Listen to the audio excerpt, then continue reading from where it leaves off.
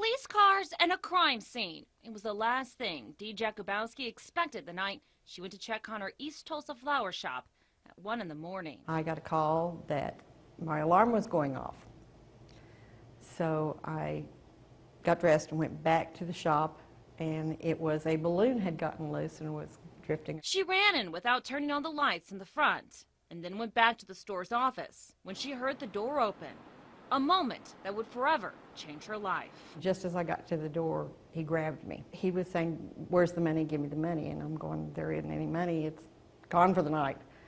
And in the process, he assaulted me and left. Dee didn't know her attacker, and she's not alone. Thousands of women are victims of crime in Tulsa every year. 9 years ago, as part of a 2 News investigation, we took in 2003 crime data from Tulsa police. We then mapped out the areas of Tulsa that saw the highest number of violent crimes against women. Crimes including rape, murder, assault, and robbery. At that time, we found high crime areas to be in and around Swan Lake, downtown, and the area at I-244 in Yale. We wanted to know if those numbers would be different all these years later. So we again asked police for the data, this time mapping out crimes involving women in Tulsa for 2011.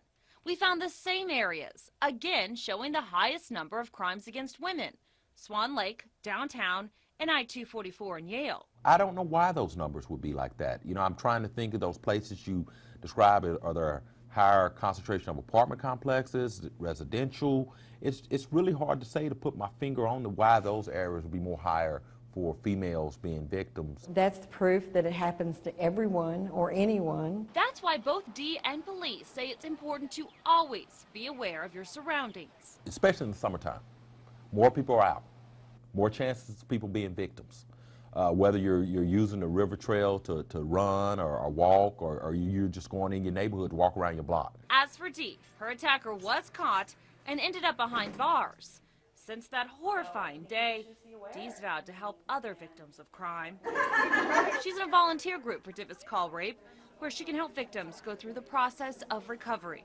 She's also been instrumental at the state capitol, getting 3 laws passed that help rape victims. Despite what she went through that night in the flower shop 14 years ago, Dee calls herself the luckiest woman. Everybody wants to leave the world better, and I got to leave the world better and be alive to see it. You can see where crimes have occurred in your neighborhood, even on your street. We have an interactive map on our website.